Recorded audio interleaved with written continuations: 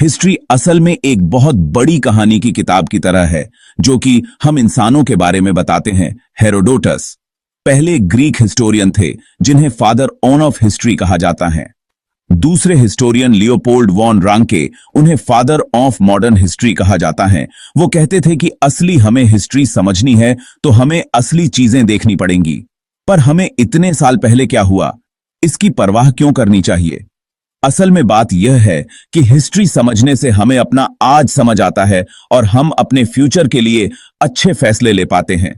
ये लाइफ की एक तरह से चीट शीट की तरह है, पर उससे कहीं ज्यादा इंटरेस्टिंग। चलो अब टाइम की बात करते हैं। आप सभी जानते ही हैं कि हम टाइम को नापने के लिए सालों का इस्तेमाल करते हैं, लेकिन हिस्टोरियन इन सब सालों का याद रखने के लिए बीसी और एडी नाम का प्रयोग करते हैं। बीसी का मतलब है बिफोर क्राइस्ट। जब माना जाता है कि ईसा मसीह का जन्म हुआ था, उससे पहले के साल को हम बीसी में दर्शाते हैं। जैसे गौतम बुद्धा का जन्म 563 बीसी में हुआ था। अगला है एडी। एडी का मतलब है एनो डोमिनी, जो लैटिन में ईसवी सन के लिए इस्तेमाल होता है, यानी ईसा मसीह के जन्म के बाद के साल। तो 2024 एडी कहने का मतलब है ईसा मसीह के जन्म होने के 2024 साल बाद। इंडिया की हिस्ट्री बहुत पुरानी है और बहुत ही बढ़िया है। हम हजारों साल पुरानी बात कर रहे हैं। प्राचीन भारत नई खोजों और क्रिएटिविटी से भरा हुआ था। सिंधु घाटी सभ्यता या दीर्घिकीन भी यत्ताते, जो दुनिया की सबसे पुरानी सभ्यताओं में से एक है, यहां लगभग 2500 बीसी में फल फूल रही थी। उनके पास शानदार शहर, घरों के अंदर प्लम्बिंग और तो और अपनी खुद की लिखावट भी थी। फिर आया वैदिक काल, जहां हिंदू धर्म का जन्म हुआ। यहीं पर महाभारत और रामायण जैसी महाकाव्यों की रचना भी हुई। अब कुछ सदियों आगे बढ़ते हैं और हम गुप्त साम्राज्य में पहुंचते हैं।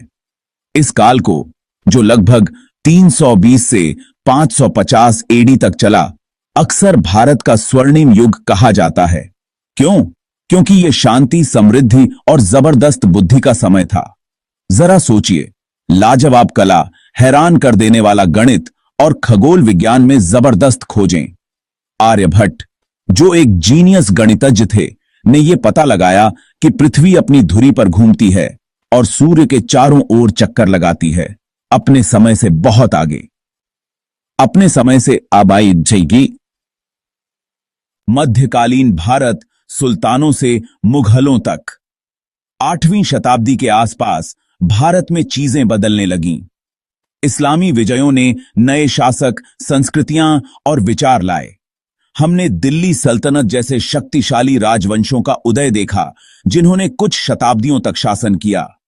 इस युग में कला, वास्तुकला और यहां तक कि खाने में भी भारतीय और इस्लामी परंपराओं का मिश्रण देखने को मिला। मुगल साम्राज्य, अकबर द ग्रेट और ढेर सारा चमक दमक। मध्यकालीन भारत के सबसे महत्वपूर्ण कालों में से एक था मुगल साम्राज्य, जो 16वीं शताब्दी में शुरू हुआ।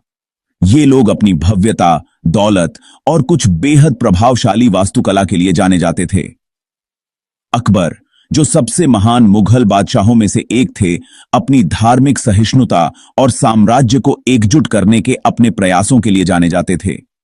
उन्होंने तो एक नया धर्म भी बनाने की कोशिश की, जिसमें सभी धर्मों के तत्व शामिल थे। ताजमहल, जो दुनिया की सबसे प्रतिष्ठित इमारतों में से एक है, मुगल काल के दौरान बनाया गया था। आगे हम बात करेंगे आधुनिक भारत से लेकर भारत की आजादी की लड़ाई तक। 18वीं शताब्दी तक ब्रिटिश ईस्ट इंडिया कंपनी, जो व्यापारियों का एक झुंड था, ने भारत में अपनी ताकत दिखानी शुरू कर दी थी। धीरे धीरे उन्होंने ज्यादा से ज्यादा नियंत्रण हासिल कर लिया और भारत एक ब्रिटिश उपनिवेश बन गया। लेकिन भारतीयों ने अपनी आजादी की लड़ाई कभी नहीं छोड़ी। महात्मा गांधी जैसे नेता उभरे, जिन्होंने अपने अहिंसक प्रतिरोध के संदेश से लाखों लोगों को प्रेरित किया। अंततः 1947 में एक लंबे और कठिन संघर्ष के बाद भारत ने आजादी हासिल की। लेकिन हमें यह सब कैसे पता चला? तो हम वास्तव में अतीत के बारे में यह सब कैसे जानते हैं? ऐसा तो नहीं है कि हम टाइम मशीन में बैठकर घूम आए हों। असल में इतिहासकार उन जासूसों की तरह होते हैं जो अतीत के सुरागों को जोड़कर पूरी तस्वीर बनाते हैं।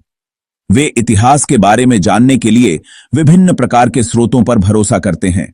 साहित्यिक स्रोत लिखित दस्तावेज होते हैं, जैसे किताबें, पत्र और आधिकारिक दस्तावेज।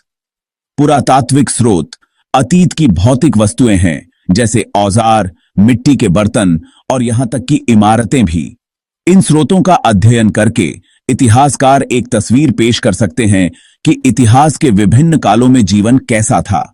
इतिहास केवल तारीखों और नामों को रटने के बारे में नहीं है, हालांकि यह मददगार हो सकता है। यह उन लोगों की कहानियों को समझने के बारे में है जो हमसे पहले आए थे, उनके संघर्षों, उनकी जीत और आज हम जिस दुनिया में रहते हैं उस पर उनके प्रभाव के बारे में। यह अतीत और वर्तमान के बीच के बिंदुओं को जोड़ने के बारे में है। यह समझने के बारे में है कि हम आज यहां कैसे पहुंचे। तो तुम्हें हिस्ट्री की परवाह क्यों करनी चाहिए? इतिहास के बारे में सीखना एक साहसिक कार्य पर जाने जैसा है। यह समय के माध्यम से एक यात्रा है जो आकर्षक पात्रों, महाकाव्य युद्धों और अविश्वसनीय खोजों से भरी हुई है। यह हमारी जड़ों से जुड़ने, विभिन्न संस्कृतियों को समझने और अपने दृष्टिकोण को व्यापक बनाने का एक तरीका है।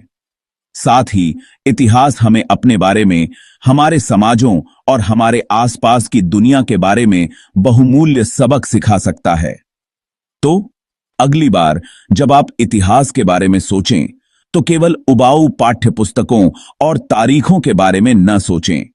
इसे एक विशाल पहेली के रूप में सोचें जिसे सुलझाने की प्रतीक्षा है, एक कहानी जिसे बताए जाने की प्रतीक्षा है और एक साहसिक कार्य जिसे शुरू करने की प्रतीक्षा है।